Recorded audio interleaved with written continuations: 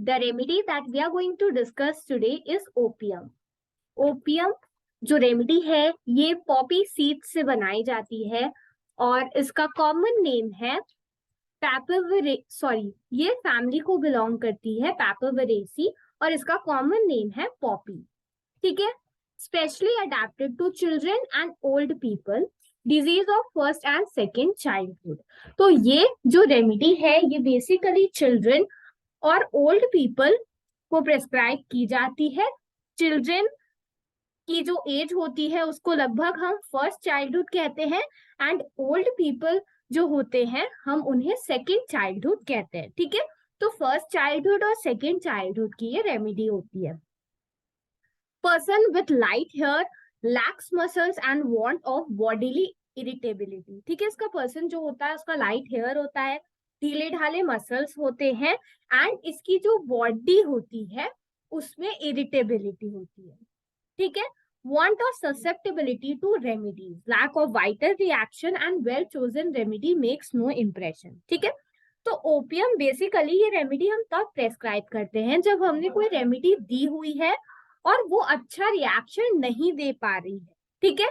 Person की body में vital reaction की कमी है जिसकी वजह से आप जो रेमेडी दे रहे हो उसका जो प्राइमरी एक्शन हो रहा है उसके बाद वाइटल फोर्स का भी तो एक ऑपोजिट रिएक्शन होना चाहिए या काउंटर एक्शन होना चाहिए, वो चीज नहीं हो पा रहा है. दैट इज वाई हम जाते हैं तब इस केस में ओपियम के लिए. ठीक है. इसके पर्सन में प्रॉब्लम किस वजह से होती है, अगर इनसेंसिबिलिटी है या फिर पार्शियल और कंप्लीट पैरालिसिस है.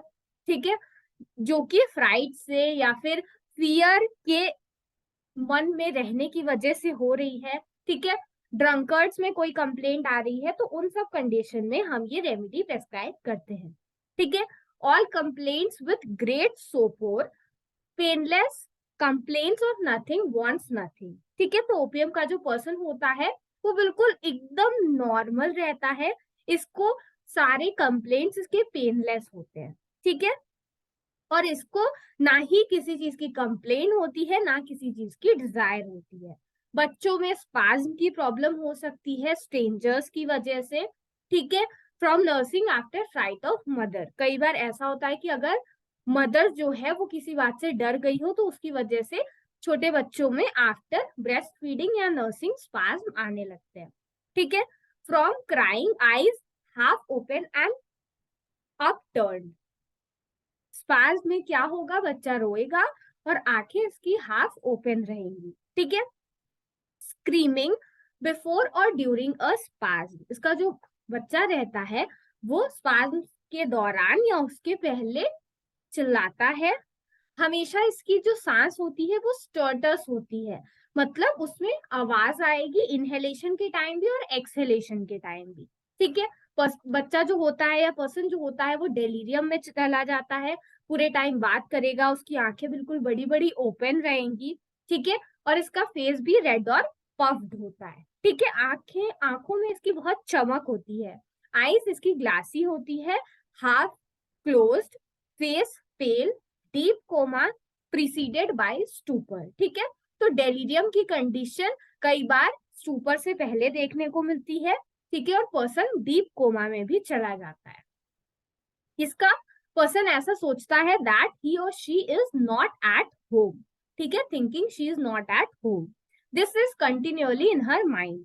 Picking bed clothes during sleep. ठीक है. पर्सन जो है वो बेड क्लोथ्स को उठाएगा जब ये सोता रहता है तब. डेलीरियम ट्रेमेंस की प्रॉब्लम होती है ओल्ड पीपल में. ठीक है. इसमें क्या होता है, पर्सन जो रहेगा वो उसका फेस बिल्कुल फूला सा रहता है, ब्लोटेड, आंखों में बर्निंग होती है. ठीक है. और पर्सन जो है वो बहुत ज्यादा लाउडली उसको खर्राटे आएंगे. ठीक है. स्नोरिंग. पर्सन जो है वो स्लीप इसकी कैसी होती है, हैवी और स्टूपिड होती है, स्टर्टस ब्रीदिंग के साथ, मतलब डीप सांस लेता है बहुत आवाज के साथ. फेस इसका रेड होता है, आंखें हाफ क्लोज होती है और ब्लड शॉट, मतलब आंखों में आपको ऐसा लगेगा दैट वो रेड रेड सी है.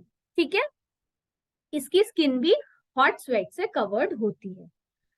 पर्सन जो होता है वो उसको नींद तो आती रहती है बट वो सो नहीं पाता, ठीक है। इसको स्लीपलेसनेस होती है जितनी भी कंप्लेंट्स होती है उसके साथ, और स्लीपलेसनेस भी इतने ज्यादा लेवल पे होती है कि जो घड़ी की सुई है टिक टॉक करती रहती है वो भी इसको सुनाई देता है, और जिसकी वजह से पर्सन उठा रहेगा, ठीक है। Loss of breath on falling asleep, ये चीज हमने लेकेसिस में भी देखी है, दैट पर्सन जब सोएगा तो उसको ऐसा लगता है कि उसको सांस आना बंद हो गई, ठीक है।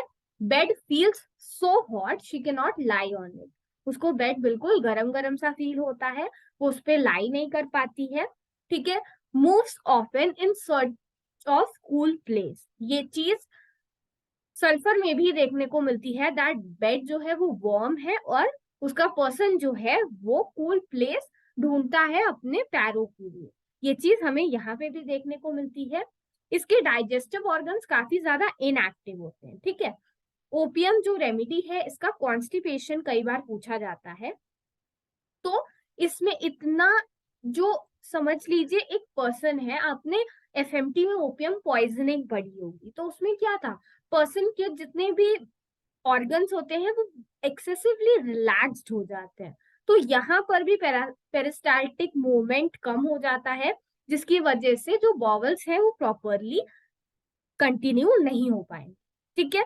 अगर बच्चों में कॉन्स्टिपेशन है, गुड नेचर्ड वुमेन में है, जिसमें पेरेसिस है मतलब पार्शियल पैरालिसिस है, बिल्कुल भी डिजायर नहीं हो रही है टू पास स्टूल, ठीक है, और स्टूल पास भी हो रहा है तो राउंड ब्लैक बॉल्स के फॉर्म में हो रहा है, तो हम इस रेमेडी को प्रेस्क्राइब करते हैं, ठीक है।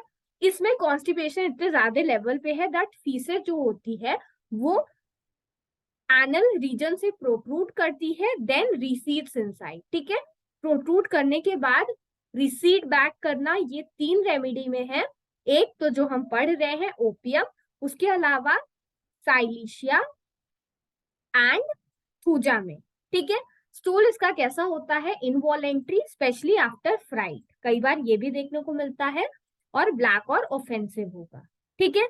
यूरिन की अगर हम बात करें तो मैंने जैसा कि बोला कि हर जगह मूवमेंट, जो नॉर्मल मूवमेंट है उसकी कमी है, तो यूरिन भी रिटेन हो जाएगी, और रिटेंशन की वजह से पेन हो सकता है, ब्लैडर फुल फील होगा, ठीक है। ये चीज नर्सिंग चिल्ड्रन में भी मिल सकती है और नॉर्मल बच्चों में भी देखने को मिल सकती है, ठीक है। आगे क्या लिखा हुआ है, opium renders the intestine so sluggish that the most active purgatives lose their power, ठीक है। तो परगेटिव क्या होती है, परगेटिव डायरिया प्रोड्यूस करने वाली ड्रग होते हैं, ठीक है। तो ओपियम इंटेस्टाइन को इतना ज्यादा स्लगिश कर देता है, मतलब जो कॉन्स्टिपेटेड पेशेंट रहेगा वो इतना हेवीली या फिर ऑब्स्टिनेटली कॉन्स्टिपेटेड रहता है दैट आप उसको अगर परगेटिव्स प्रेस्क्राइब करोगे तो भी वो अच्छा इफेक्ट दे नहीं पाते, ठीक है। Sudden retrocession of acute xanthoma results in paralysis of brain और convulsions, ठीक है। तो इसमें जो अक्यूट स्किन डिजीज है वो कई बार ब्रेन के लेवल पे भी हमें देखने को मिल सकती है, जो कि कन्वर्जेंस पैदा करेगी। मेरास्मस की अगर हम बात करें तो इसका जो बच्चा होता है उसमें ड्राइड अप ओल्ड मैन जैसा लुक होता है, ठीक है। ये चीज एब्रोटेनम में भी देखने को मिलती है। Now these are the relationships of opium that you need to keep in mind. Talking about the aggravation during and after sleep, इसकी प्रॉब्लम बढ़ रही थी, ठीक है। वार्म से इसकी प्रॉब्लम बढ़ती है और स्टिमुलेंट्स से, ठीक है। आराम इसको कैसे मिलता है, कोल्ड से मिलता है, और कॉन्स्टेंटली जब पर्सन वॉक करेगा तो उससे उसको आराम मिलेगा, ठीक है। So this is it about opium. ज्यादातर ओपियम का एग्जामिनेशन में एक तो माइंड पूछा जाता है, ठीक है। Sometimes the symptoms related to the constipation is also asked, ठीक है। So if you are preparing opium for your examinations, please do prepare these symptoms. So this is it about opium. I hope I have made you understand.